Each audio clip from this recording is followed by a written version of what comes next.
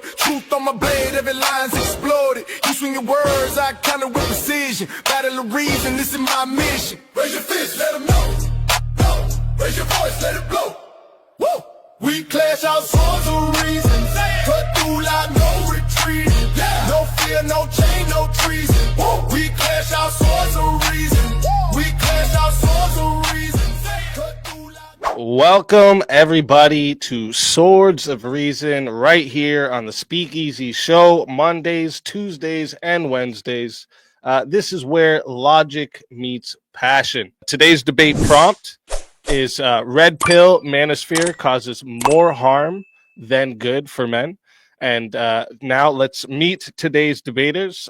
For the affirmative, we have Mo Rebuttal, who has a channel right here on YouTube where he doesn't post much, but I'm sure after today we're going to see much more content coming. So make sure you guys all go sub up over and give him some support.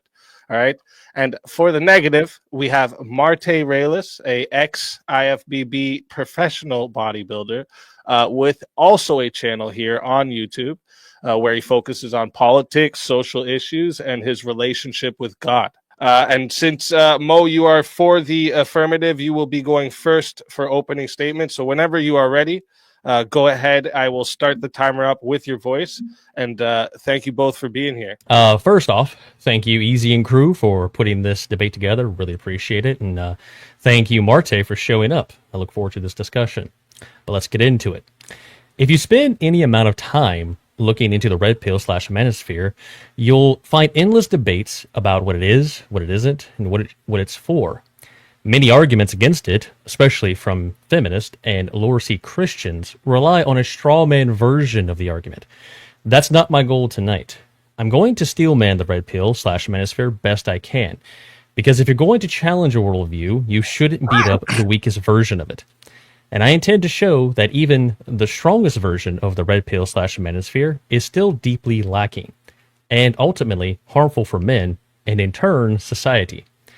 The red pill / manosphere does get some things right. I'm sure Marte would agree with some of these. Men were lied to about relationships and masculinity. It gave men language for real issues like divorce, false accusations, and societal hostility towards men. It built brotherhood for isolated men. It encouraged fitness, discipline, and situational awareness. It provides data points for the gynocentric world men find themselves in. These are all legitimate insights and descriptors. Men do live in a gynocentric culture where courts, schools, the media treat them as disposable or dangerous. Progressives treat masculinity as a disease to be cured. This is destructive for society. But here's where everything cracks. The red pill / manosphere has no mechanism for producing the kind of men who would build stable families, men of virtue, or men with any real purpose, and in turn, a healthy society. They see the problem with legal marriage and its risks. Fine. But however, there are many studies out there that show the happiest men in the country are married with children. The unhappiest are unmarried and childless. If marriage is so bad for men, why do men without it report the worst well-being? The red pill / manosphere has no realistic path forward to solve this, because their prescription reduces down to materialism. Chase money, status, and sexual options. Maximize pleasure. Avoid the responsibility of having a wife and kids. But to what end? You can own every toy and die alone with a high score in body count. None of that will comfort you on your deathbed. That isn't legacy, that's just high status consumption. Then there's the dating device. Spin plates, sleep around, practice commitment by refusing commitment. You cannot rebuild a moral society by acting like hedonistic animals. Real masculinity demands restraint, not endless indulgence. Even if your goal is to find a virtuous wife, what exactly do you gain by spending years practicing with women who have no virtue? So, what happens to the men who follow the red pill? They chase casual sex, they delay or reject marriage, and what do they become? Well, there are worse things downstream of the red pill. Enter MGTOW, men going their own way. Men who stop trying, stop building, and opt out of society altogether. Men who brag about freedom while living a life without legacy. And when MGTOW isn't enough, There's a darker evolution, the black pill. The men who did everything the red pill told them, lifted weights, got money, built status, but still can't get what they long for. So, logically, they conclude the game is rigged by genetics and other factors they have no control over, and they give in to nihilism. Hopelessness is the final destination for these men. MGTOW is the pit stop, black pill is the crash site. Now, I'm not saying everyone who follows the red pill will become MGTOW or black pilled, but simply the red pill / manosphere move men further away from meaning, purpose, family, community, and virtue. So this is the thesis for everything I will argue tonight. The red pill / manosphere gets the problems right and gets the solutions catastrophically wrong. And the men who follow it pay the price in the long run. So the main premises are red pill / manosphere will list real cultural failures. 2, its prescriptions statistically make men less happy in the long run. 3, its core is hedonistic materialism, not purpose or real legacy. 4, it erodes the virtues needed for healthy families and in turn a healthy society. Men build and shape society. So that society is a direct reflection of the morals of the men who built it. And I will concede the rest of my time. All righty. Thank you for that opening, Mo. And with that, we'll hand over the mic to Marte. And Marte, whenever you're ready, I will start the timer up with your voice. And again, thank you both for being here. So my opponent actually made an argument for red pill the whole time, because I'm not making an argument for black pill. I'm not making this for MGTOW, which is not red pill. Although I do believe that this data packet that men follow is good. He also actually agreed to this, thus semi-conceding to the whole debate. But I'll get into this because I don't want to utter concession like my opponent last night was saying, I won. We're not going to go that tangent. So we're actually going to have a real discussion that also will be imbued with debates, woven and sown throughout this whole discussion. Ladies and gentlemen, moderators, and anyone who's wandering here looking for the crochet club, you know what I'm talking about, the sewing circle Christians. I'm here to defend the outrageous proposition that the red pill doesn't destroy Christian men. It just complements the job that most youth pastors were scared to do. My opponent will tell you the red pill turns men into bitter, plate-spinning cynics who can't love. I'm here to tell you that it is the red pill data packet that aids in boys turning into men. AIDS, right? Who will finally stop volunteering to be the emotional tampon, walking wallet, and doormat to every girl who watched 1 too many Disney movies and 3 too many TikToks. We can all agree that feminism has infiltrated the nation and including churches. The red pill isn't anti-Christian, mind you. It's the protein shake that Christianity ordered, but the church kept replacing with decaf oat milk lattes, labeled servant leadership, as Western feminism infiltrated its very steps. We can all agree with this, and even Mo can agree with that. He's already agreed with half of my premise, and I'll continue. Christianity says, husbands, love your wives as Christ loved the church. Guess what? The red pill just adds the fine print nobody wants to read. P.S. Christ wasn't a simp. He flipped tables when necessary. So tonight, while my opponent may clutch his pearls and quote Ephesians 5 like it's a Hallmark card, I'll be over here pointing out that the same chapter also says wives should submit, something the red pill noticed about 15 seconds after feminism declared that word a hate crime. In conclusion, the red pill doesn't contradict Christianity. It just removes the laugh track that modern churches added so nobody feels uncomfortable. And if the truth hurts your feelings, well, welcome to manhood, population, guys who took the red pill and realized Captain America never got friend zoned for being too nice. Now, my opponent now has a debate at his helm, which he'll have to concede with. My whole argument is to state that the red pill complements Christianity, and it isn't a prescription. I talked to Rollo Tomasi himself in Vegas, the quote-unquote godfather of the red pill. He said there's no prescriptions in red pill. So that's my definition. Let's get this out of the way. The red pill is a data packet for men to follow, meaning like if I give you fire, you can choose what you want to do with fire. You can either cook a fire or burn a village down. Here, I listen to give you no prescriptions in this whole rhetoric. I just gave you a data pack of cautionary tales and warning signs. Now, without Christianity, guess what happens with fire? Without direction, guess what happens with fire? Anybody goes their own way and they make prescriptions. I agree that prescriptions are bad. That's never been the case for red pill. And I think that when you do this, there's been a grand schism in red pill where people have said, oh, this is red pill. Now, the schism boiled down to different denominations of red pill, which isn't red pill. He went down the path of MGTOW. He went down the path of black pill. None of that's red pill. All these people are designed to make, or actually, Dustin, by their own virtue, grifters, grifting off a bunch of men who are hopeless and saying, oh, we're just going to screw a bunch of women. That, again, isn't red pill. All red pill is just awareness of the society around you. If you go to church, because he brought up, bring your money up, physical fitness and all this other, the church actually promotes any of this too. Health is promoted by the church, bringing your status up, meaning like if I'm clergy, I have a different status than anybody else in the church. To me, it's like the red pill, to me, complements everything with Christianity. We don't see any difference with that. And I don't think Mo would disagree with that. So all these things that I would tell you is like, okay, red pill's just opening your eyes to data out there. And that's my argument and my definition all in once so we can get that out of the way. So me and Mo aren't exactly speaking past each other. So when it comes to the red pill, once again, I'll say it's a data packet, not a prescription. Once again, I can refer to the source, which is Rollo Tomassi, who said, I've never given prescriptions and the red pill isn't prescriptive at all. It's just data saying if this girl has slept with 100,000 people, people called people harlots back in the day in the Bible, hence being a hoe. We know a duck quacks like a duck and walks like a duck is a duck. That's all the red pill does, is saying, here's the data. This is what to avoid. That's bad. There's nothing wrong with this. All Mo's going to do is say it's people that are being responsible with fire that are burning villages down. My argument is saying fire isn't bad. It's just what people do with the fire that makes it into something else that isn't red pill, because all red pill is just a thing until people get their hands on data and people can do whatever they want with data, which warps it into something else that it isn't.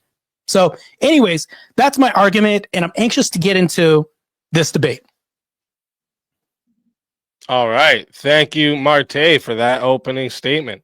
With that, we'll give the mic over to you, Mo. Whenever you're ready, I will start the timer up with your voice. So notice my opponent here really didn't address the core of any of my arguments. He says that the red pill has Christian values in it, and also that it's just a data packet and it has no prescriptions.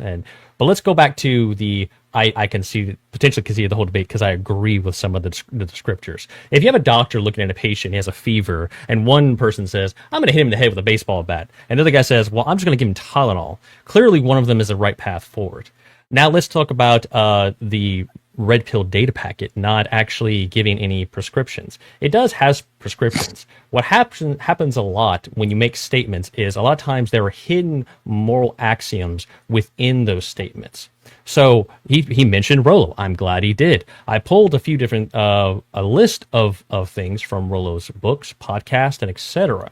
So let's take a look at one of the things it mentioned. He said it's very completely compatible with Christianity. One of the things it says is men evolve to pursue sexual variety. Marte, how does one pursue sexual variety in a Christian paradigm with a marriage with just one wife? I would love to hear his explanation on this.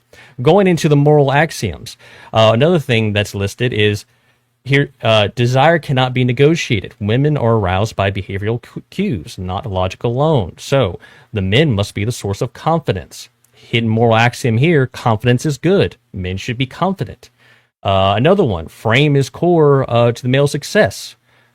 Another hidden moral axiom, maintaining frame is good. Losing frame is bad. You can't make some of these claims without having a moral qualifier to it. So this is just ridiculous. With that being said, I'd love to hear how Marte addresses some of these, and I'm anxious to get into it, so I'll just concede the rest of my time. All righty. Thank you for that. And Marte, whenever you're ready, we're going to hand you back the mic for your 5-minute uninterrupted rebuttal. Whenever you're ready, start it up, and I'll start the timer with your voice. Okay, my opponent actually didn't hear me say he conceded the whole debate. I said he conceded some of the debate. That's literally what I just said right now. But we'll go back to this and I'll address this point. So you have a paradox that's presented here. It's called the male sex drive is dangerous versus God-given paradox. And I'll actually explain this to you. Red pill says men are visually wired and have a powerful sex drive. Corn, OnlyFans, easy hookups, exploits that drive and ruin men. I mean, we can all agree with that. Even Christian men will agree with that. The Christian critic right here says red pill spaces obsess over female nature and make men misogynistic to some degree, and it leads them down the wrong path, thus giving them prescriptions. Well, no, it's just reality. The paradox that I'll present to you. The Bible repeatedly warns men that their sex drive is so strong that it could lead to death. This is from Proverbs. Also, and commands extreme measures through Matthew. So acknowledging the strength of male desire is not a red pill invention. It's coinciding with Genesis and other scriptures that we can bring in. So denying it or softening it is actually modern innovation if we deny any of this, which is what the red pill tells you not to do. So as you can see, not only have I addressed your argument, but can show that they can coincide cooperatively, right? So your whole argument is to say, okay, red pill bad because the doctor's in the middle. And then one patient says, okay, I'm going to do this with your information. Another person says, I'm going to do this with your information. Well, it would be the different patients not getting direction from the doctor. The doctor just gave them information and said, you have syphilis. You're just saying you have verbal syphilis. And every time you talk, you infect another person's mind with verbal syphilis. And here's the thing, though. If I tell you what the thing is, it doesn't make the person who gave you the data back.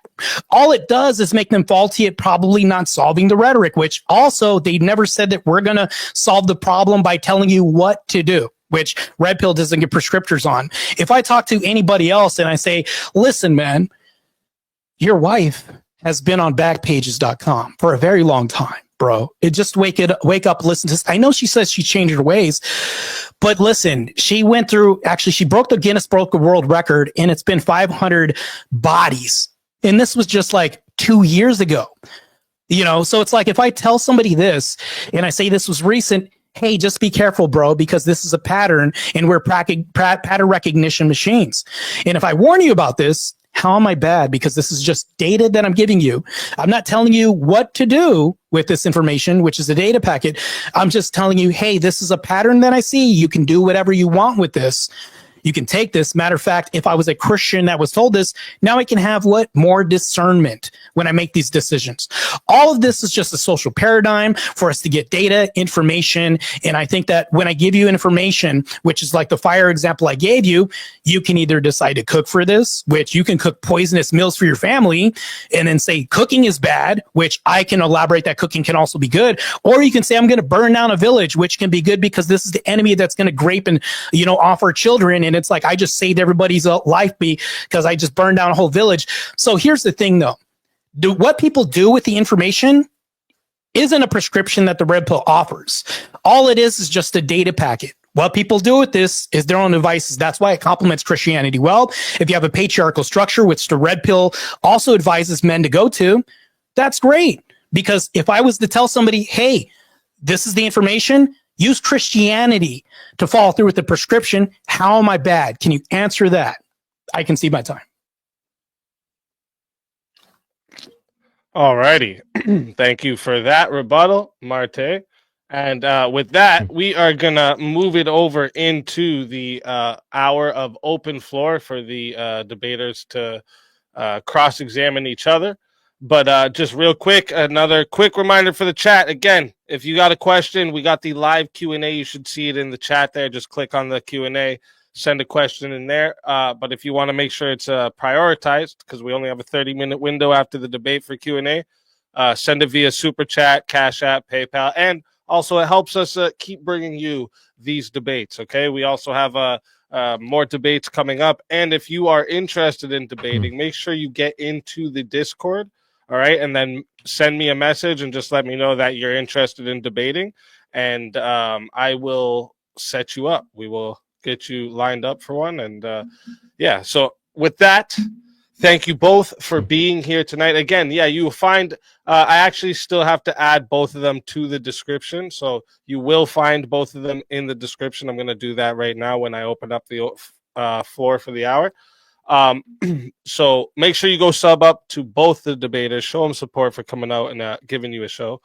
And with that, whoever wants to start out with the open floor, I will start the timer up with your voice. And again, thank you both for being here tonight. Marte, you mentioned that you don't include the MGTOW and black pill part of the red pill. Is that correct? No, I don't include that as part of the red pill. Yeah, okay, but you would admit it's downstream of the red pill, wouldn't you? Cultures, when you talk about culture, it's downstream from theology. That's like saying you would admit that Jehovah's Witness are downstream from Christians, but that's not Christian, right? I can see that, sure, but that goes to my point that it did have a beginning. It came from somewhere. So, would you say MGTOW and black pill? You would just outright say those are bad. Those yeah, these are bad, but your argument, okay. It basically boils down to you demonizing Christianity because it created sex like demonizing. Yeah, maybe you could say that or anything else. Not demonizing Christianity whatsoever. I'm glad you don't, man. Because yeah, no, actually, so it being downstream of that though, yeah, it's talking about the MGTOW, it's like it's like men are supposed to be kind of the warriors of society. In modernity, it's more of like cultural warriors. But these guys, they never take up the fight. They quit before they even try. I don't call that a warrior. I call that a glorified street urchin. So I'm glad we're on the same page as far as MGTOW goes. But that is part of MGTOW, and red pill is part of the manosphere. So.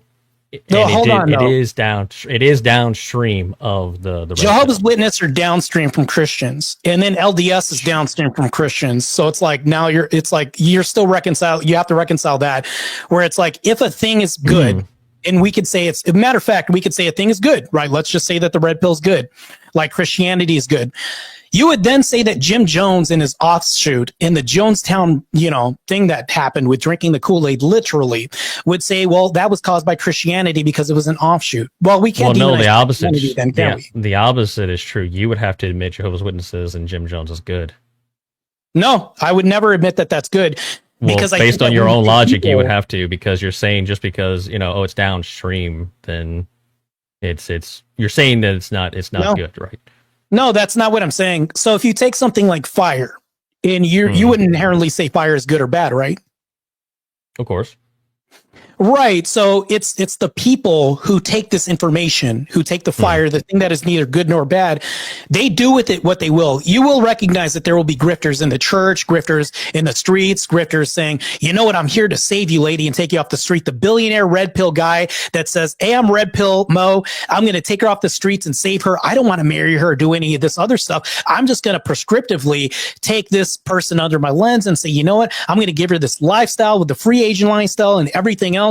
Well, to me, that's not red pill, because this guy's actually taking the information and doing something else with it. Now, if he saw the information right then when he just observed the information, took in the information, that's red pill. But what he decides to do with it can be anything else. Just like I take Christianity and I say, you know what? The angel Moroni came to me and just built this whole new Bible. This is new, and there's a new prophet now and everything like that. Oh, hold on. Then we would say he's bad, but we would never say that Christianity is bad because he himself decided what to do with this data packet of Christianity, right?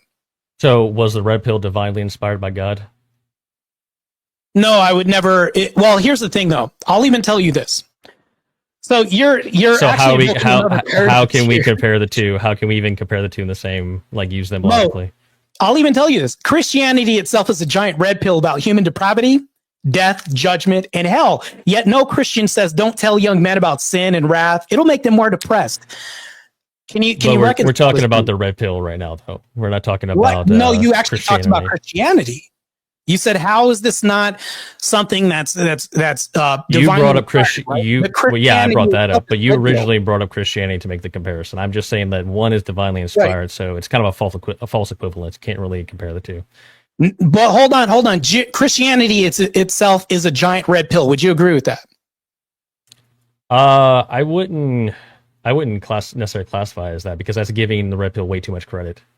Hold on. It's not. It's a label. It's not like a whole direction or a movement.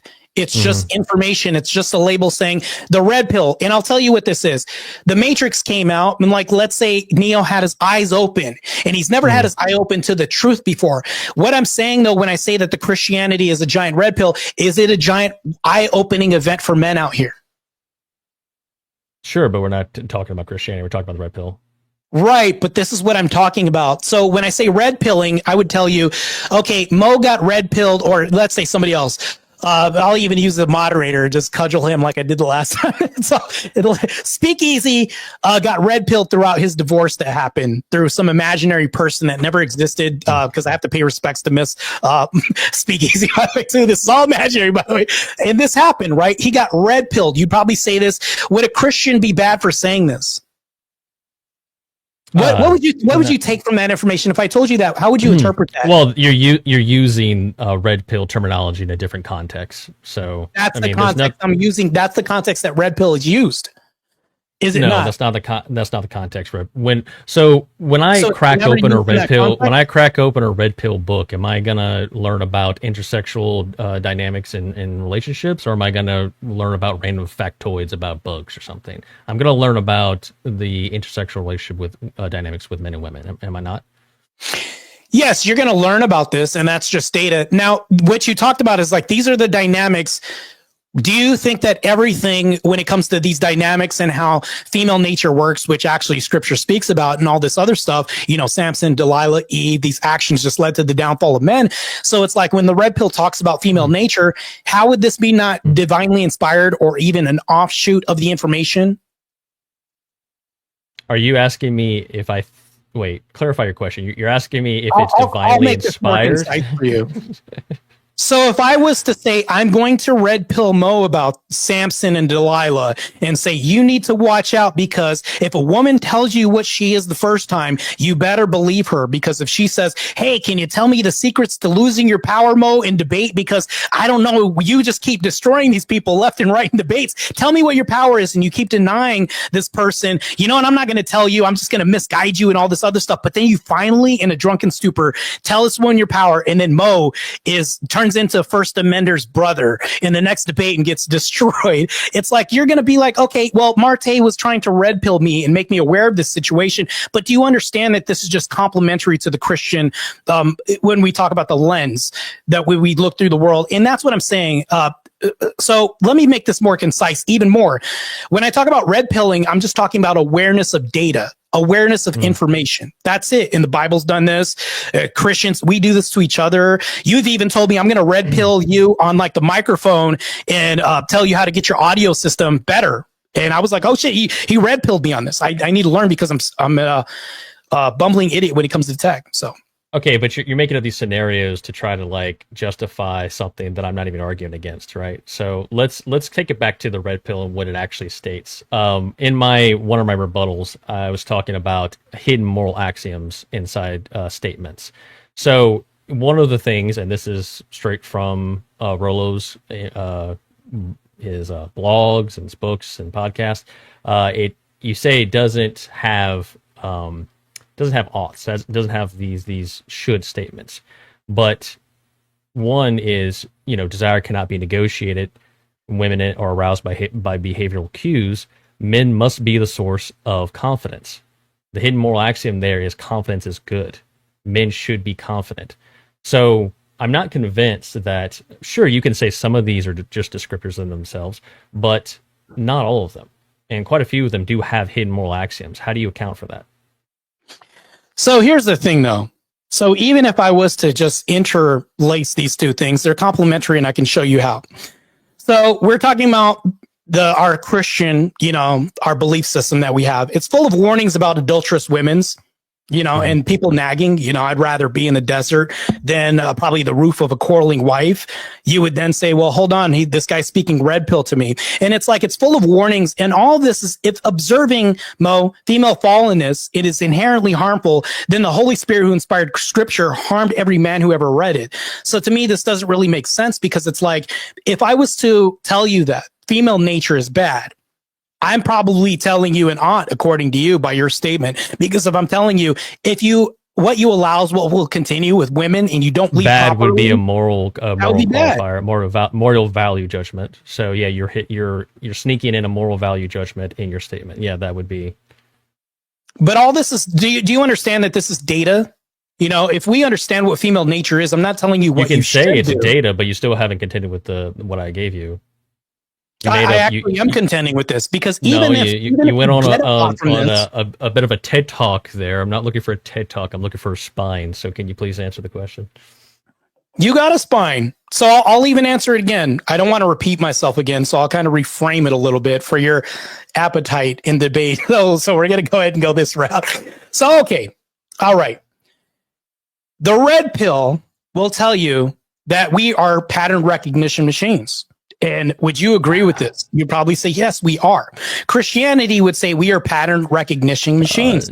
My friend Marte, no. Same thing, you man. can't crawl away from this. Data, you have to come back data, and look bro. at it. You may not like the tune, but you have to dance, my friend. All the I'm same. dancing right now. So I'm actually doing the two-step right now, bro. So, okay, so going back to it, can you answer how men should be confident doesn't have a hidden moral axiom in it? Can you please answer that question?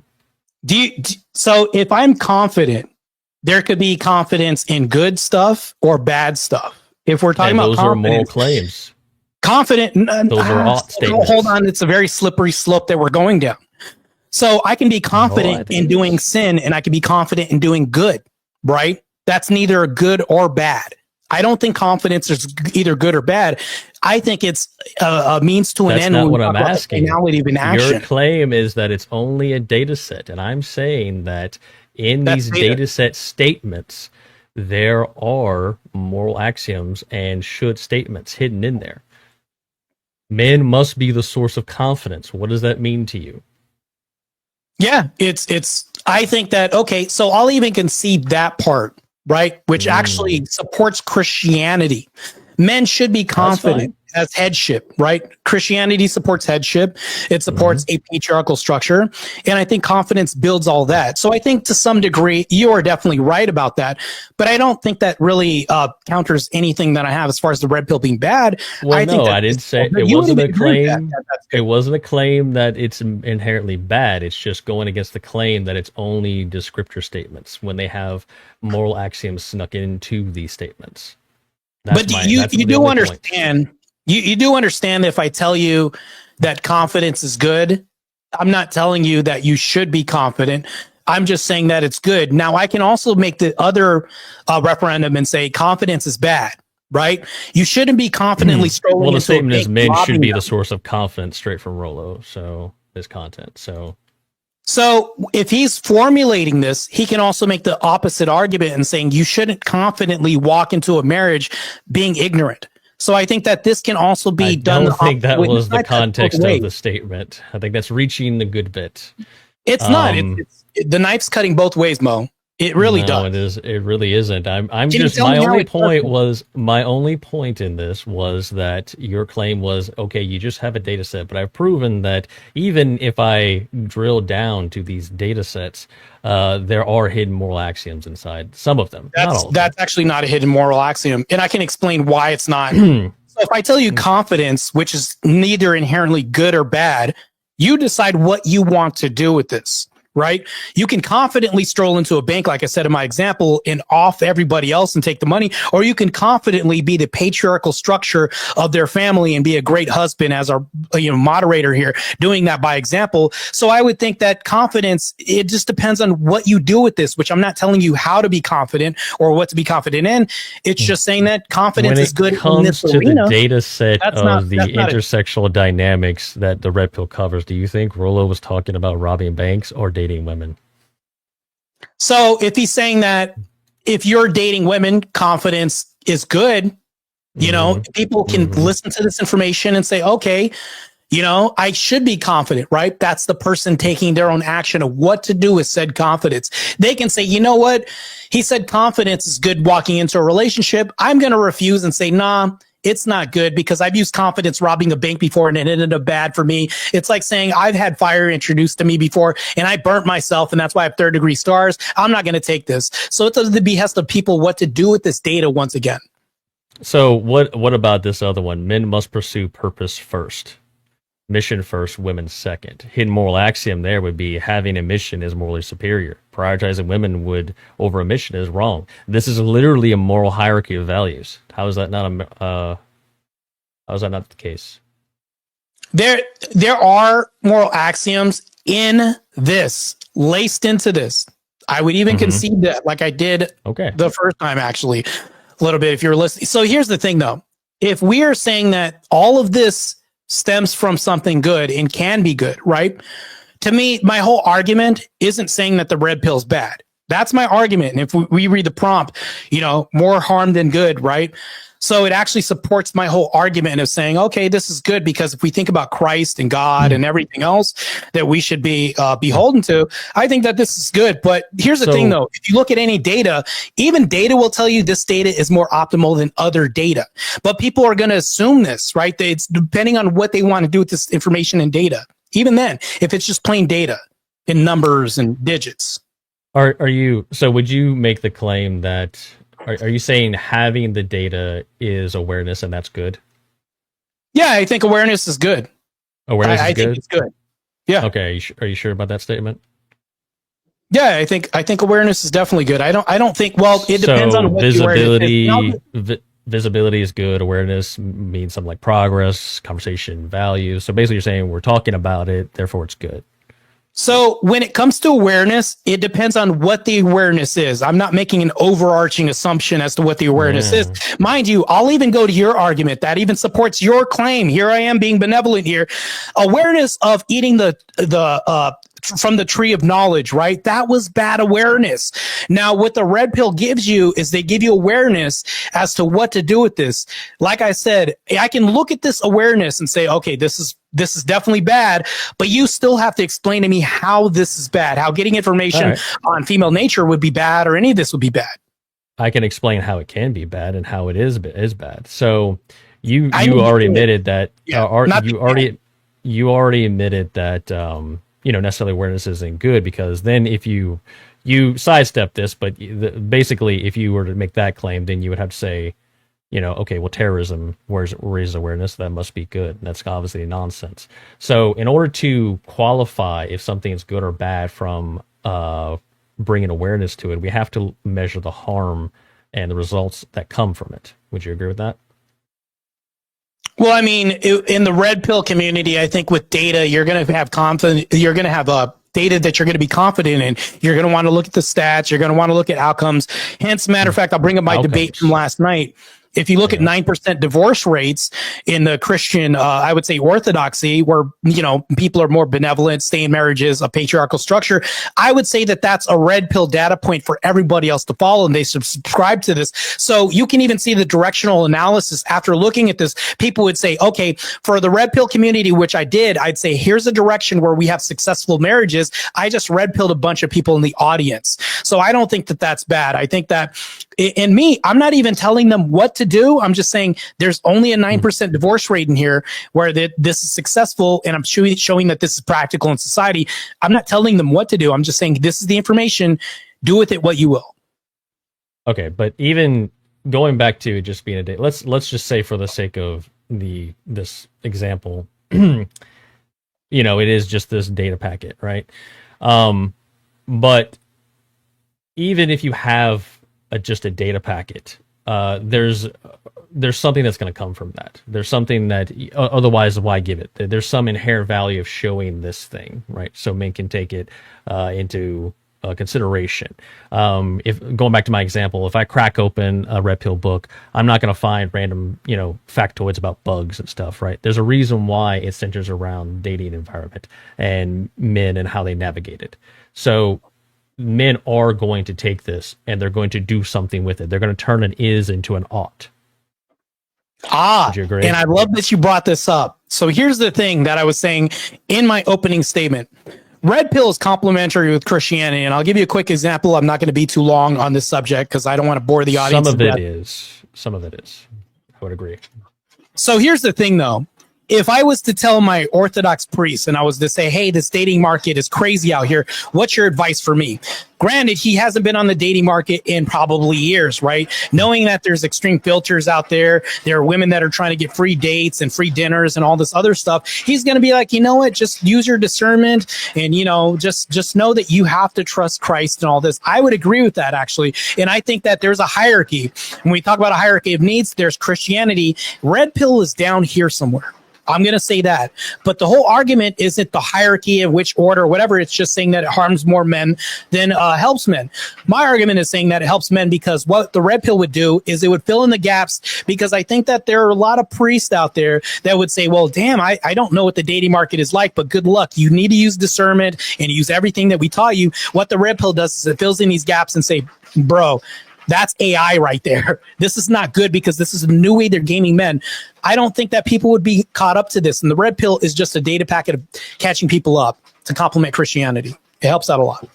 Well, I would partly agree with you that we do see, and I'm going to piss a lot of people off for this, but I do think you see a lot of, in the Protestant type faiths, a lot of it has been infiltrated by feminism to a large degree. So if people are going to priest of that nature, it would be quite the disadvantage, because they're going to just reiterate feminist talking points to them, and that's not going to help men.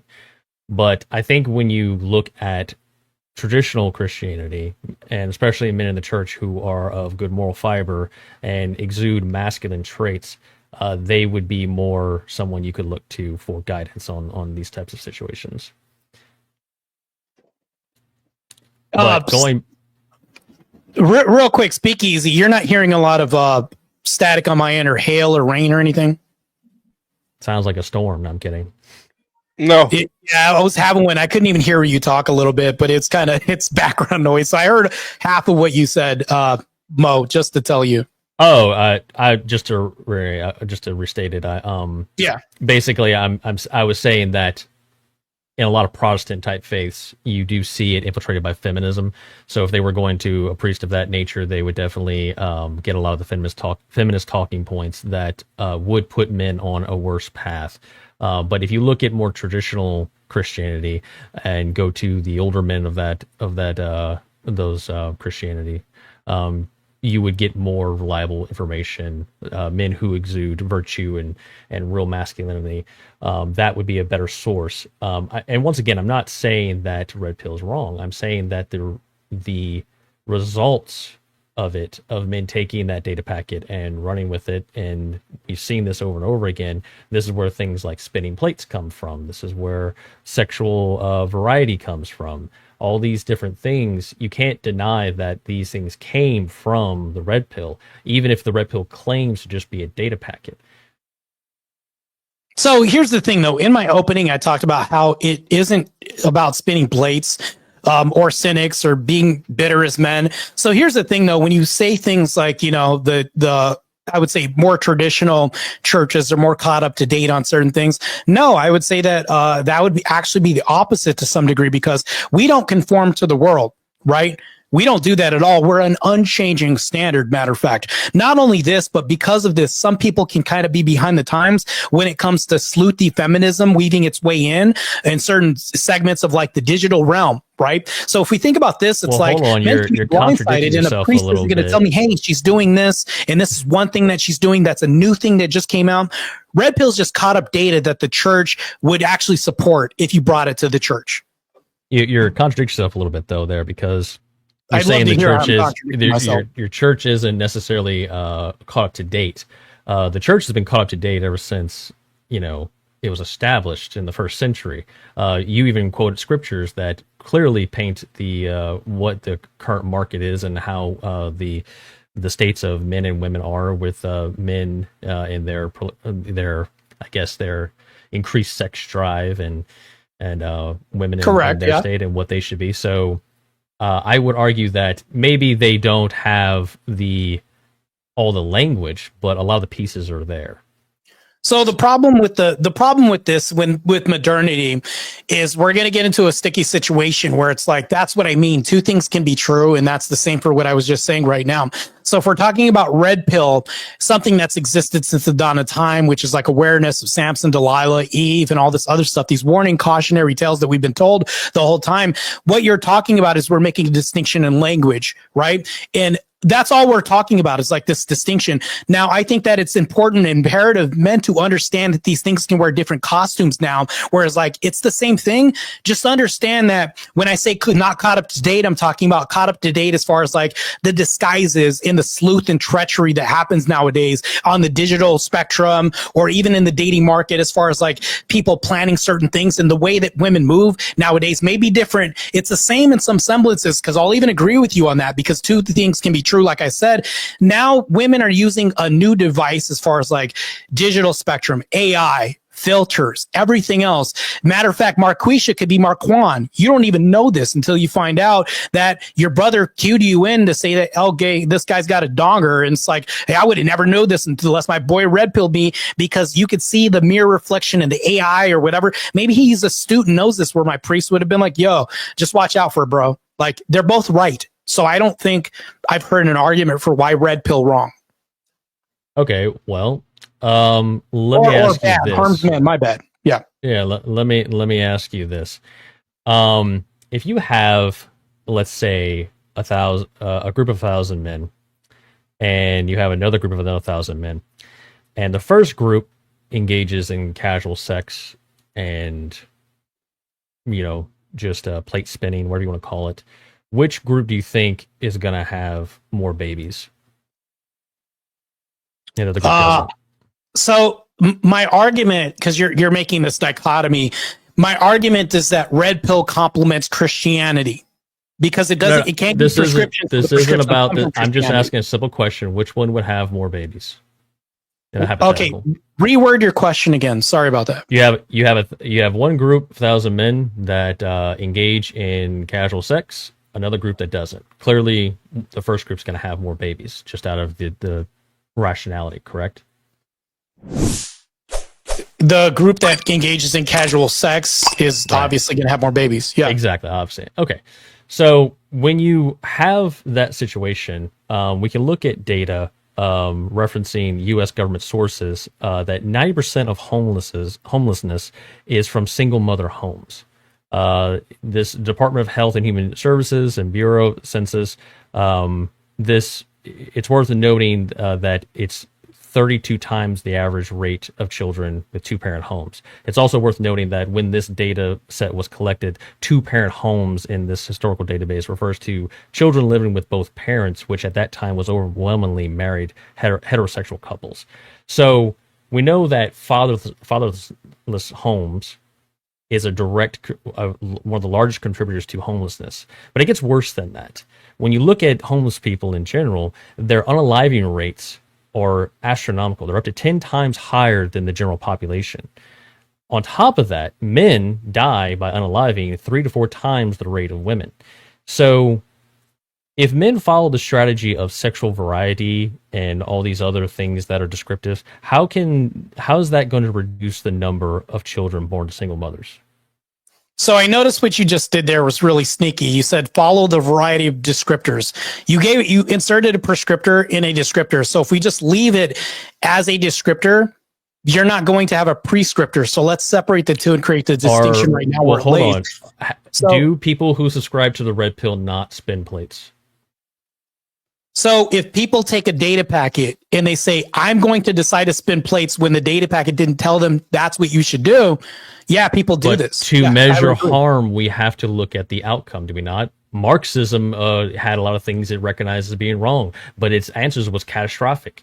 So we have to look at what happens over a course of time. You can't just look at, oh, there's this data packet and then not evaluate any further than that. You have to look at what the results are from it to measure harm. So if you look at Marxism on its base, right, you would then have to look at the people who followed a prescriptive lens off of this. You know, just like the red pill, we're going to go back to the red pill. So if I get this information in the data packet and I don't follow the data packet, but I take the data packet and I run to my priest, my church, and say, hey, these are the new stats that's going on right now. How can I reconcile this? And then what he'll do is complement this with orthodoxy and say, knowing this data right now, this is how scripture tells you to move. How would I be wrong? Because that's where I'm saying this whole debate. Well, you didn't answer my question. You're asking another question. How? Yeah, of course, I'll answer that. Do men who follow the red pill spin plates? Yeah, if they're using a prescription, which I would say the red pill doesn't say you need to spin plates. This would be like an offshoot. Yeah, that would be bad, and also that wouldn't be red pill of them to do so. Yeah. It would. I mean, they're using the data points in order to say, okay, well, this is what I need to do. I need to be confident. I need to spin plates. I need to. This is the prescriptures that prescriptors that come from the description of red pill.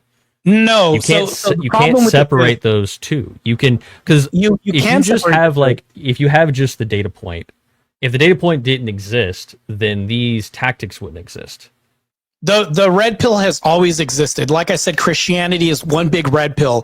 So if you have information and data that's existed since the dawn of time, you would then Was say Andrew Tate hanging out with the disciples, man? Was he back there chilling with them? Like, that doesn't make any sense. Come on. What are you talking about? The disciples chilling with who? Like I said, it was Andrew Tate hanging out and chilling with the disciples. Red pill didn't exist back then. You're making this. I don't know what that has to do with what we're talking about right now. You just said that the red pill is, Christianity is red pill. I'm talking about the current. Yeah, it's a giant red pill. That's not the. So you what you just did was you're talking about something completely different. You're talking about. You're talking about something completely different. No, you're using a terminology for. You're saying, well, this thing is red pill, but we're talking about red pill as it exists today in its current situation. Right. Can you tell me? You have descriptors. I just did. You have descriptors, and then men take those descriptors and they get some of them we just went over, and you even conceded that there are hidden moral axioms in some of the descriptors. But we'll put that aside. Some men take the descriptors and they take the should statements and they run with it, and that's what a lot of podcasts and books are about. So if you have men who are participating in the red pill and they're spinning plates, how is that going to reduce? How is that not going to cause more harm in the long run?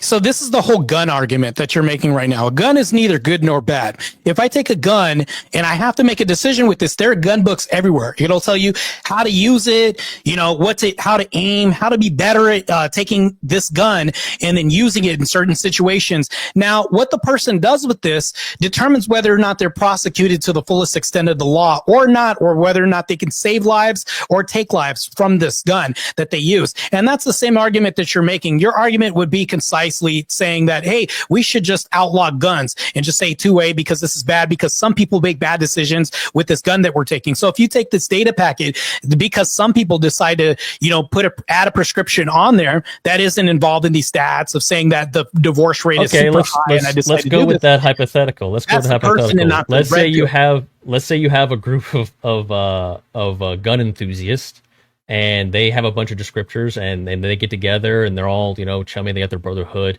and that group turns into, hey, we decided that shooting people's great, and we're just going to do that, and they all start shooting people.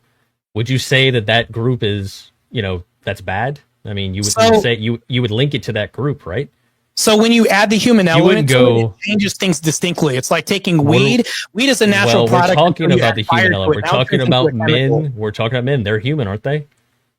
No, this is the same thing. I'm giving you a human example. So this is the same thing. So if you add men to the equation of guns, it changes the dynamic completely. A book is just a book, right? When read with men, and they could say what we're going to do. Now, if you add people to the equation of just the gun by itself doesn't do any harm. Now you can have these men, they can do the opposite. Or understand what I said before, this knife cuts both ways.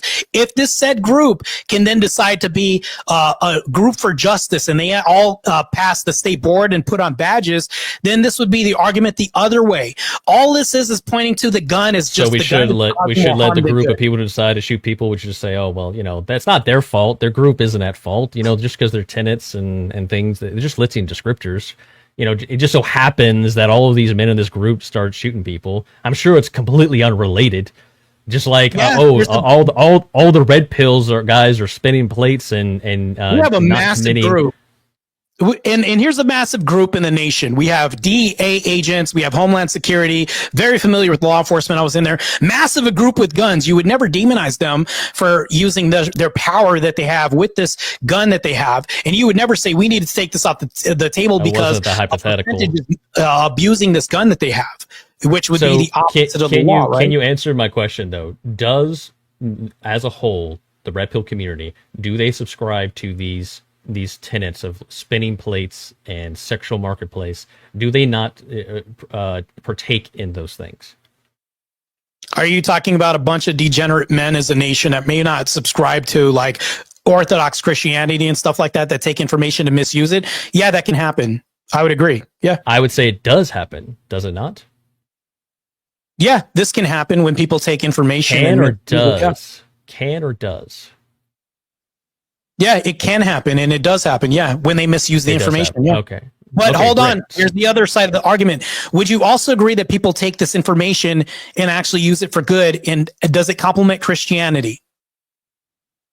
I would, with a qualifier, I would say just because you have a portion of something that is good and they use it for good doesn't mean that I would say the overwhelming majority of men who follow the red pill don't take that approach. Because do you think the overwhelming majority of men are Christians? So we are, I would say the highest community that we have in the nation we're more of a Christian nation than an Islam nation or anything else. That wasn't my question. Is the highest majority of men who partake in the red pill Christians? Your standard of Christians? My standard of Christians? Yeah. I would say so here's the thing that we're going to get into, and I need to create a distinction before we even walk down this path. I know what you're doing right now. Give me the answer and then give me the qualifier. Give me the answer and then the qualifier. I get what you're saying, but let me at least kind of contend with the argument that you're making right now. Just give me the answer and then give me the qualifier. I'm going to let you talk.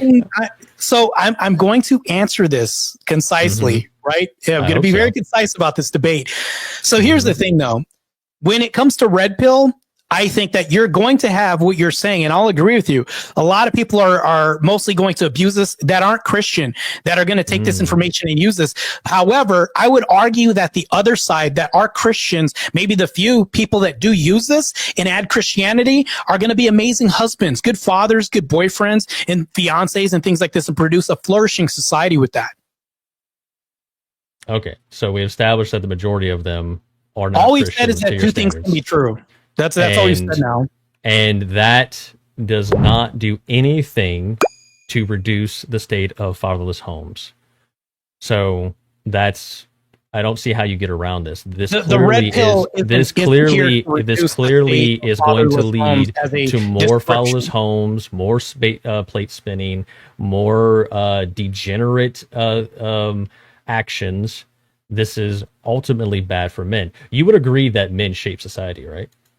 This is the whole gun argument still, because you're saying ultimately I'm asking you, are dying because of guns. Do men shape society? Are there more people using guns for bad than good? This is the argument you're making right now. And I'm just like, well, yeah, I would agree that there's a lot of bad people using this, but should we cancel guns or should we demonize guns because of, let's say the majority of the nation is using guns for bad and we have a prevalent law enforcement that's trying to combat this somehow. Would you demonize guns? I wouldn't demonize guns, but if there was a group, going back to my example, that took on the mantra of shooting people is good, I would go after that group. And that's the example it's a false dichotomy what you're playing out here. It's not the same thing.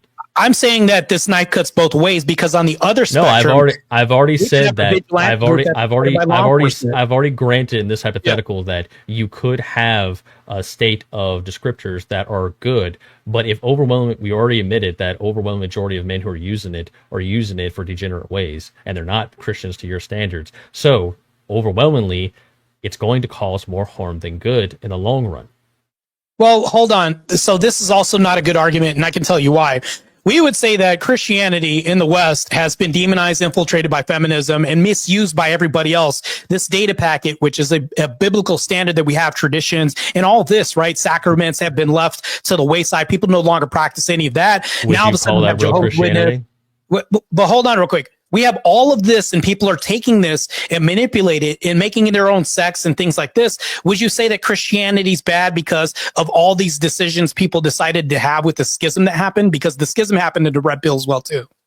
I wouldn't call that Christians. Right. So I wouldn't call those red pill people. I wouldn't call them red pill at all, for sure. But you already admitted that the overwhelming majority of men are secular in nature. They're using red pill. They're not your version of Christians. So if that's they're using a data packet. If that's the case, then that's the whole debate right there. It's going to cause more harm than good in the long run.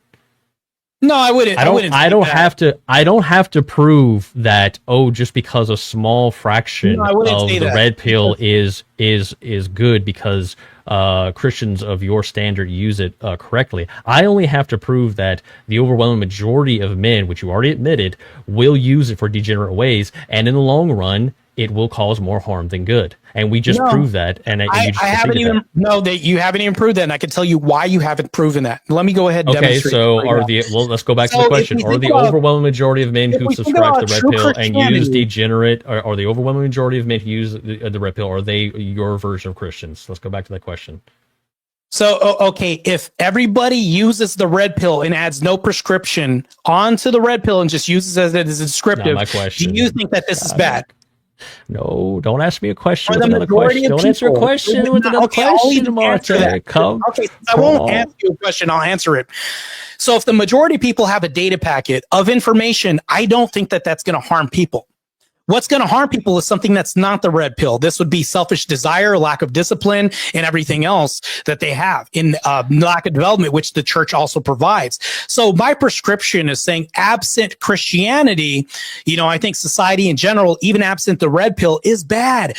But I don't think red pill is causing more harm than good. You're basically saying awareness causes more harm than good. So I think that lack of red pill you have to judge what happens from the awareness and what the people overwhelmingly are doing with it. No, that's not true. Lack of awareness causes more harm than good. Ignorance is not bliss, Mo. I didn't say that. I didn't say that. I said to judge harm. I'm just letting you know something you didn't say because of lack of awareness. Harm, you have to look at the long repercussions of it. And you kind of just skirted the question again, though. Earlier, you did say that the overwhelming majority of red pills, people who subscribe to it, are not Christians of your caliber. So that means that they're going to use it, and they're going to do what we see, spin plates, all this other stuff.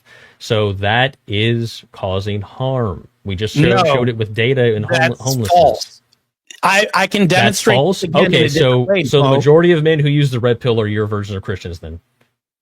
So hold on. So we're getting into this dichotomy that you're presenting right now. Can we answer? That's a very simple question. I'm answering the question. Can I finish answering it? Go ahead. Okay, this is my answer to the question. So if you're getting data, but massive people are misusing the data, however, the data doesn't tell you how to use it or what to do with this, for the most massive majority of what you would call red pill data points isn't telling you. Matter of fact, if I then told a bunch of people, I'll answer this instead of answering this. If I then told a bunch of people that being a harlot is bad, having a high sex count and body count is bad, and all this, everything that the church basically agrees with, and then I not only tell them this, but it tells you to level yourself up as a man, level your fitness up, become more confident in certain things, meaning like these are descriptors. It is descriptively accurate that me as being a confident person will enhance a relationship. Now, whether or not I should do this or whatever is neither here nor there. It's just saying what is. It's making an is claim, not an ought claim. You make the ought claim up yourself. So that means that the data isn't bad. What's bad is that when you have mankind, I would say probably cave into their own nature, and that's where you add the men to the guns and men to everything else that make the guns bad. It's not the guns bad. It's what people do with the guns that makes it bad. And that's your argument, is saying, well, the majority of people, the reason why they decide if the massive majority of the United States is bad and they use the information that's neither good nor bad, it makes the information bad. That's a faulty argument. Okay, so answer me this, Marte. How do we judge harm? By intent or outcome? Oh, I actually like this. That's a really good, question. So I would say that we judge harm by, I would say, referring to the ecclesiastical church, for sure. The red pill is you would use that as a base to judge the outcome, would you not? Well, I'm not one of these people that is just dependent on outcomes. I don't function like that. And I don't think the red pill would say, well, these outcomes are really bad. You should do this or you shouldn't do that. So Marxism it was kind of okay because, not all the outcomes are like, how do you not judge harm from outcome? fire burns people. It can have a bad outcome or good outcome. It depends on what you do with this. So Right. you have to be the same question you asked me. No. You can have all the good intent in the world, but if the outcome in the long run is bad for men, you have to judge it on the outcome. Yeah, I didn't intend to push that guy off the bridge. It just was kind of an accident. And he was, well, the outcome, he still died, didn't he? The outcome of guns saves lives and also murders lives. So it's like, yeah, the gun's not the problem. Right. Okay. Let's use that example. So you have someone who uses a gun, right? Uses a gun to defend themselves or whatever, and then you look at the state of it. He claims self-defense, but he shot the guy 5 times in the back when he wasn't even approaching him. The outcome, you have to judge the outcome and see if it has harm. I don't think you can get around this. I know you're trying to skirt around. I'm getting around this right now. So what you're talking about, let's separate this and create a distinction, because this isn't exactly attached to that, right? We can say that if a court case happened and then I ended up in court and they're like saying, Marte, you slept with 500 women and that's outlawed in the state, you're going under. And I said, but judge, the red pill somehow told me to do this, but then they look through the tenets and the red pill doesn't tell me that I should bang 500 people. I would never be like using that as an excuse. That would never be a scapegoat for me to use. They would never say, well, this guy was told by this. You'd never see that. Or you would just see descriptors saying, you know what, men with more experience with women tend to have better outcomes, this and that, or whatever. To me, it's like, if I take this data, it's like, it's not going to determine the outcome of how I end up in court. What I think it's going to do is just going to inform me it's my own decision that's bad, not the red pill. It's what I do with it. So you're at the behest of your own question. So then, but if you had a group of men who, let's just say it's not the red pill, it's just something else, some little list, and they all subscribed to it, and they ended up in court for murder charges, you would say, okay, well, no matter what this list intent was, the outcome is producing a lot of murder. So I like your question. Really good question. We can tangle with this question. So here's the thing, though. If the outcome is more so, it's not what the person okay, I'll ask you another question, even though I don't want to do this. With your question, what is the person doing? Like where are they getting this information from that you're talking about in the outcome? Let's just say it's a list of like Jim Bob's 10 rules for life, and every time there's like multiple cases, hundreds of men end up in court because they followed this rule, and no matter if the rule doesn't explicitly say, hey, you should murder people, they're still murdering people. Like, you would look at the outcome and the harm. So if they looked at this rule and the rule doesn't say Jim should do this or Jim needs to do this, the rule just says women by nature need to be led by a strong, masculine, assertive, confident person. They're then going to be like, oh, this is bad. Well, no, it's not the rules that are bad, or actually you're saying rules. Let's change it to descriptors, because that's really what they are. Let's be honest here. It's not the descriptors that are bad. It's a bunch of men in their nature falling prey to their own flesh, their own sin, their own desires, things like this. That's really inherently bad. And I think that when you take people and you tell them to make prescriptions out of descriptions, I think that's inherently bad. You would agree with that, right? I think you would. But I think that they wouldn't outlaw this list because they'd be like, well, they dissect it. Lawyers would delve over the information. They'd be like, well, this isn't bad. We're not talking about outlawing a list or anything. We're just saying that my question was simple. Do you judge harm based on intent or outcome? And if we look at the outcome of the red pill and the men who subscribe to it, we can see it's clear what they follow and what they do. You can't get away from this. You can say all day you want, like, well, if you use it in this way and if you have the right Christian background, well, then it's good. That's fantastic. But overwhelmingly, men use it a certain way, and you can't get away from that. Yeah, but Mo, this doesn't make any sense, because women are bad because they exist. And because women exist, the reason why they're bad is because men make a lot of... Disavow. No, hold on. Because, no, don't even disavow this. Don't try disavow. I can't go with you down this plane. Whoa. Well, hold on. Women are bad because they exist. And the reason why they're bad is because they're OnlyFans people and they make really bad decisions and this and that because they don't have headship or leadership. So we would say that they're bad. Is the majority of Americans women Christian or they're liberal? If you take men off the map, the whole map would be blue and everybody would vote liberal. So your argument boils down to, okay, all women are bad because we would say, would you say ontologically they're bad? You would even disagree and you say, no, it's not women that are bad. It's what leadership they are beholden to if they follow Christ or anything else. But I wouldn't say women are ontologically evil or bad. You would even agree with me. So it's like, that's what your argument sounds like right now. It's like, we can't demonize women because the majority of women in the nation are just making their own decisions and doing something bad.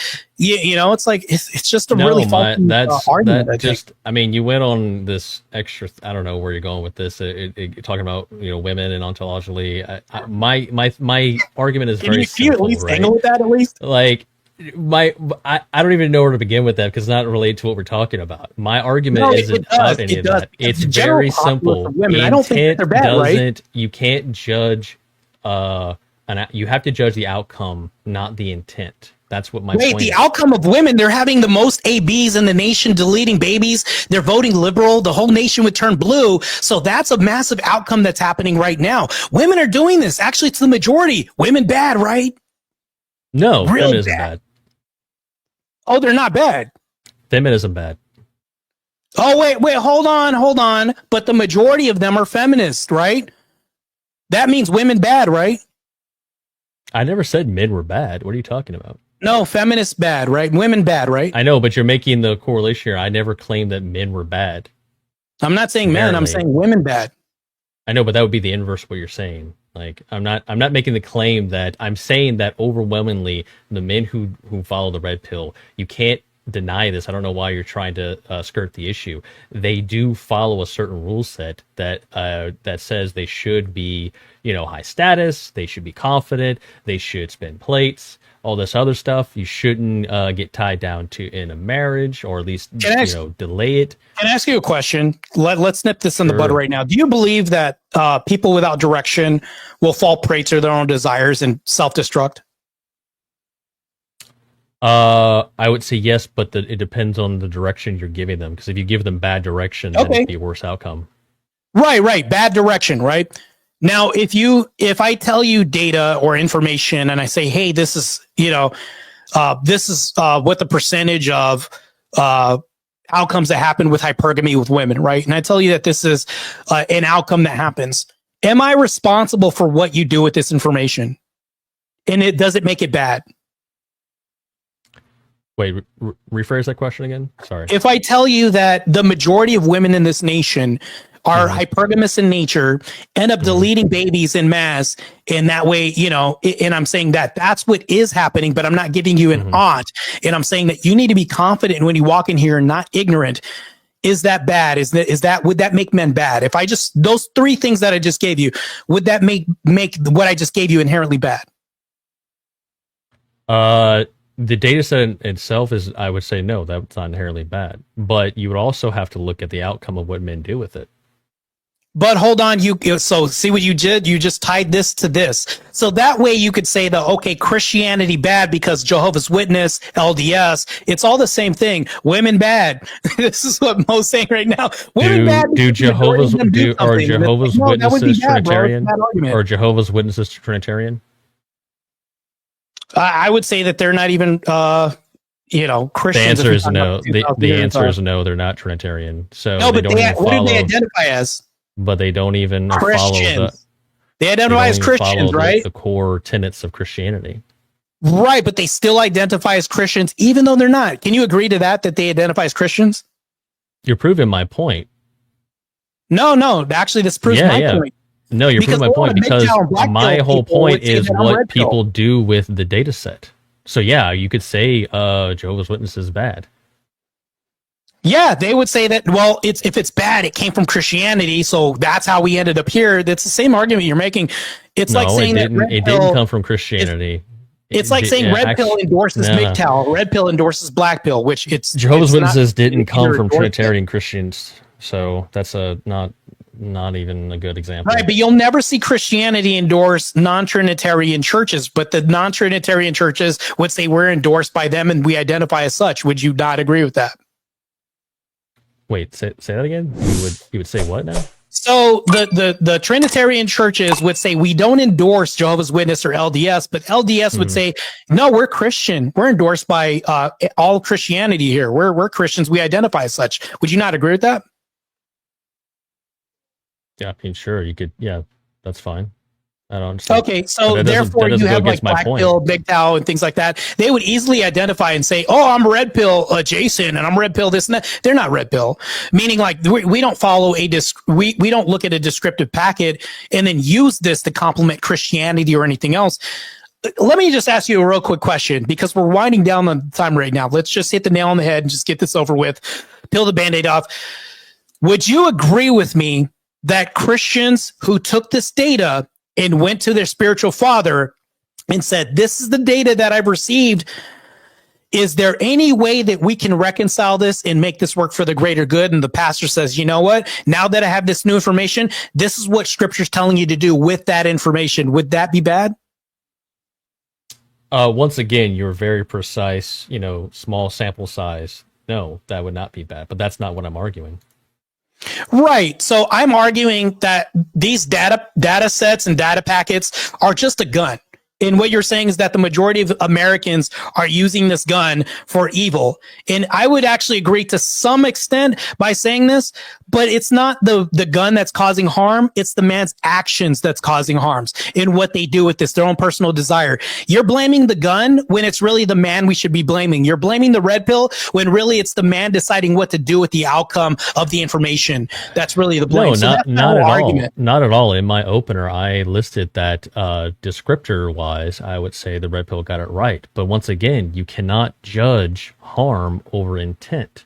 You have to judge what comes of it. And those are two separate things, right? They're not mutually exclusive. You still have to judge it based on the long-term effects of the men following it, which they are secular. They're not the Christians that you subscribe to.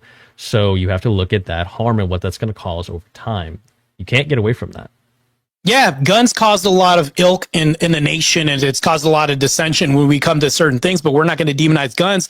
What people decided to do with this is bad. It's their decisions. It's man that's bad. It's not guns that are bad. You're demonizing the red pill data packet when really it's not the packet that's causing harm. It's actually men's direction, their prescriptions that they're putting on top of this that's bad. I'm not demonizing the red pill data packet. I'm saying that the outcome of the men who follow the red pill data packet has prescriptions, and those prescriptions are dog shit. No, I disagree with that, and I reject that premise. Also, you don't. The reason I don't think I don't think it's dog shit because I can take this. You don't think the prescriptions are dog shit? I could take this to my spiritual father. He can reconcile this, and I can go to the nation. Hence, it's not the data packet. It's what the prescriptions are good. All the prescriptions are good. Is that what you're saying? What are you saying? You're saying all the prescriptions are good? I'm not making that claim. That's not my claim. I've never made that. Sound like you said. What I'm saying is I can take this data, go to my spiritual father and say, "This is the information. These are the new stats right now. What can I do with this?" It's not the data that's bad. That's not what's harming men. It's their lack of going to a spiritual father or taking this information and finding guidance alongside this. What they're doing is they're taking something that's inert. I would say this is inert unless you do something with this. It's not really bad. And, it's what okay, then answer me this. Is the majority of the red pill community doing that, Marte?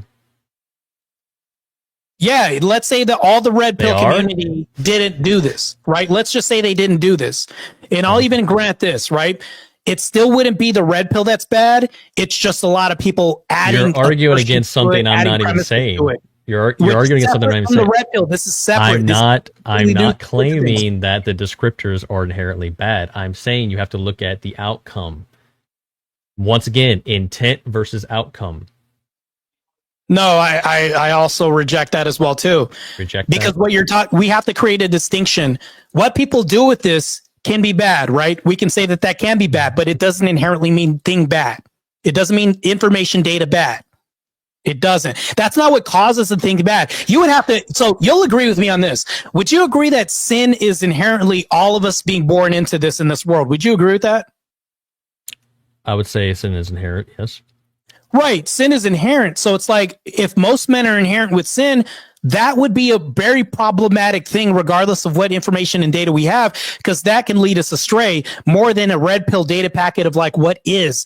It is true that when women sleep around, they're most likely to divorce, all this other stuff, but it's not that information that's going to lead you astray. It's just us following something else that isn't red pill and adding on top of it. Well, we're winding down here. I'll just mention that I think I've made all my points clear, but one thing that I did play around with is, and I didn't do it, but it would have been fun to take your video of the marriage dilemma and then quote back to you the 20 things in there and how basically majority of those things are on my side and what I agree with. But, you know. Yeah, unfortunately, I decided to be graceful debater. I am malevolent. I'm very generous. Yeah, you're very benevolent, man. This is good, man. You know what? This is actually kind of a refresher compared to what I'm used. I'm so exhausted from the black fatigue right now. Sorry, I'm recovering from that actively. So I appreciate your white eraser to the black fatigue.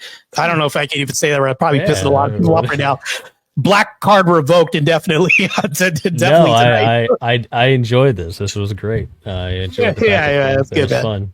Yeah. Yeah. I enjoyed it too. Actually, this was a really good one. And again, it's always great when I don't have to do much. Right? Both sides did great here. So with this chat, we are gonna wrap up the open floor part there. So whenever you're ready, again, thank you both for being here tonight. And whenever you're ready, I'll start the timer up with your voice. Yeah, well, once again, thank you, Easy and crew, for putting this together. Really appreciate it. Thanks for Marte for being a great debate opponent. Just to kind of research some things and go over some of the stuff we talked about. The topic tonight was whether the red pill manosphere causes more harm than good. I think after everything we discussed, I've made my points, and that remains undeniably true.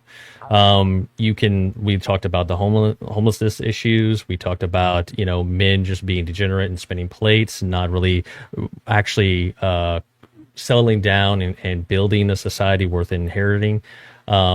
It's a situation where you have to look at the outcome, not the intent. I've already said I agree with that. The red pill in itself, this list of things it goes over, those aren't inherently bad. In fact, I agree with many of them, if not all of them. The point is, though, you have to look at the long-term effects. You cannot measure harm based on just a snapshot at the beginning. You have to look at what it's going to happen after the fact. My opponent already conceded the MGTOW and black pill is toxic, and he thinks that's worse for men. That's part of the manosphere. So really, you just have to ask yourself some questions to the audience. Does the red pill / manosphere, does it build husbands and fathers? Does it make men happier for society? Does it produce real leaders? When men follow it, does it lead them to happier, fulfilling lives? I think the answer is clearly no. But that's basically all I have to say, and I'll concede the rest of my time. All righty. Thank you for that closing, Mo. And with that, we're going to hand the mic over to Marte for your closing statement. Whenever you're ready, Marte, I will start the timer up with your voice. I appreciate you allowing me to speak on your platform, Speakeasy. Also, hello to the Mrs. Very Based marriage going on here. By the way, I'll even present that. We need more traditional marriages, and I actually support that as well too. I am taking on a position that's a devil's advocate position. I don't call myself red pill at all. Let's get this straight. I'm an Orthodox Christian who doesn't lead with orthodoxy in debates. I just like common sense principles and traditional families, hence me mentioning the moderator's name. Now to my opponent, Mo, I appreciate you meeting me on fierce grounds of dueling. I like this.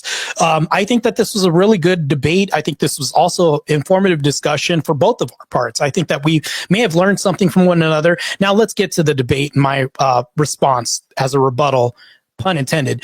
Here's the thing, though, is that his argument never really conceded, it never really, I would say, rebutted anything that I said as far as my points of saying red pill bad, more bad for society. And here's why. So we can agree prescriptively that there are a lot of deaths that happen in America because of guns. You would say, have guns ever given life to anybody? Well, maybe it's saved some lives, but it's taken more lives off than anything else. Well, you would never, as a nation, blame the gun for all these deaths that have happened and say guns bad, wipe them off the map. You would then say, no, we need to craft laws around this. We need to give a prescription for these guns that doesn't exist when gun culture. That's why we have laws, things like this built around this as safeguards. They insert Christianity, which I brought into the chat. And now that we're talking about this, all I'm talking about is a gun.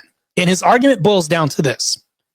Because of outcomes, guns are bad, right? Let's outlaw this. Because of outcomes, women are bad because ABs, baby deletion, everything else like this, left to their own devices.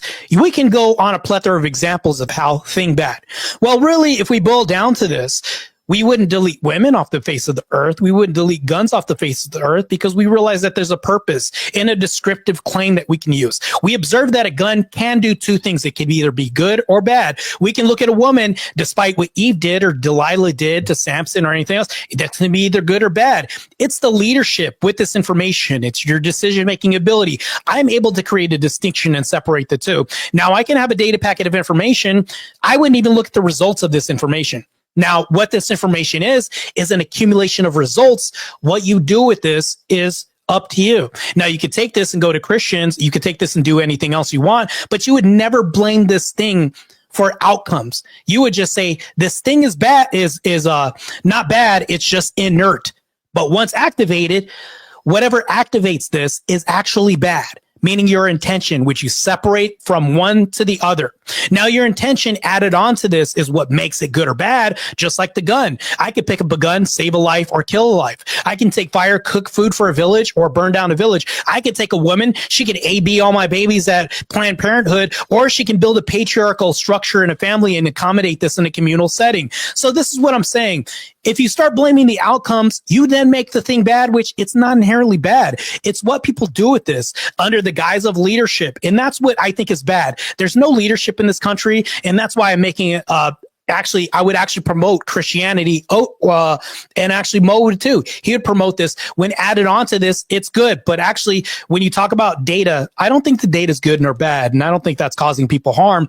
It's actually the majority of belief systems added onto this that's actually bad.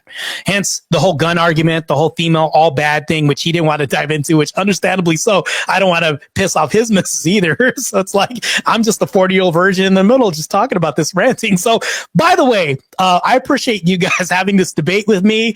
This has been fun, and it's been a great time playing devil's advocate for once, which I like. Good stuff. All righty. Thank you for that closing, Marte. And if you're enjoying what you've seen tonight, make sure you subscribe to the Speakeasy channel so you don't miss more debates just like this one, Mondays, Tuesdays, and Wednesdays.